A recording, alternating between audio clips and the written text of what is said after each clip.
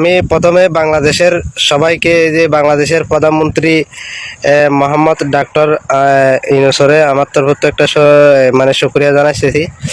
তো এই যে আমাদের যেটা নেতা হাফেজ আতাউল্লাহ সাহরে আপনাদের সরকারে অ্যারেস্ট করছিল, ওই যে সময় অ্যারেস্ট করছিল ওই সময় আমরা খবর শুনছিলাম। আমি আপনাদেরকে হাতে ধরে পায়ে ধরে মাপ চাই। এই যে আমরা মালয়েশিয়ার জগতে আমাদের আরকানা রোহিঙ্গা ভাই ব্রাদার কাজে গেছিল, ওরা কাজের থেকে ফিরে আসে যে খবর পাইছে ওই খবরের জন্য মানে কি ওদের সবাই মানে পেরেশানি অশান্তি কানাকাটি করতেছে, কাজকর্ম করে নাই, খাওয়া দাওয়া করে নাই।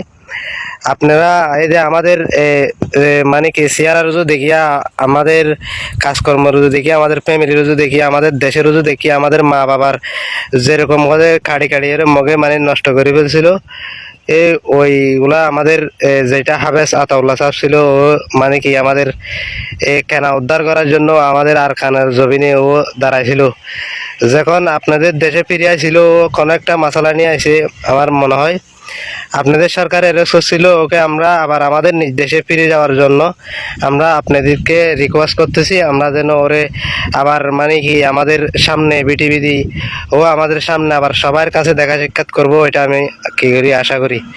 আর আরেকটা শুকরিয়া জানাচ্ছি যে আপনাদের বাংলাদেশের সবাইকে, পাবলিক হইতে গভর্নমেন্ট হইতে সরকার সবাইকে আমাদের তরফ থেকে আরেকটা শুকরিয়া জানাচ্ছি।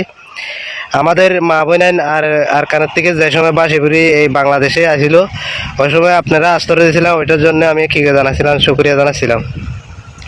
আর আমার একটা রিকোয়েস্ট ছিল যে আপনারা যদি চান আমাদের ফ্যামিলি সবাইরে মারি আর সবাইরে জিওলত দিই, আপনারা কারাগারে মূর্তি মানে ওই কারাগারে যদি আজীবন রাখিতে দেন তাহলে আমরা খুশি। কিন্তু হাফেজ আতাউল্লাহ সাহেবের যদি আপনারা যদি ওই কারাগারের মাধ্যমে যদি ঢুকাই, একদিন যদি 1 ঘন্টা মতো যদি রাখেন, ওইটা আমাদের মানে সবাইরে একটু মানে কতল করার ওইটাতে সেম আর কি। তাই আমি একটু মানে আপনাদেরকে আবার নতুন করে একটা মানে কি কথা বলছে যে আমাদের হাফেজ আতাউল্লাহ সাহেবরে আপনারা এই তরাতরি জ্বলতি ওর যেখানে স্থান ওইখানে পাঠাই দেন আরকানের জমিনের ভিতর। ওর মতো একটা মানে এই যে কমান্ডার ওর মতো একটা বালা মানুষ আমরা পৃথিবী তো আমাদের রোহিঙ্গার ভিতর আর জন্ম হবে না।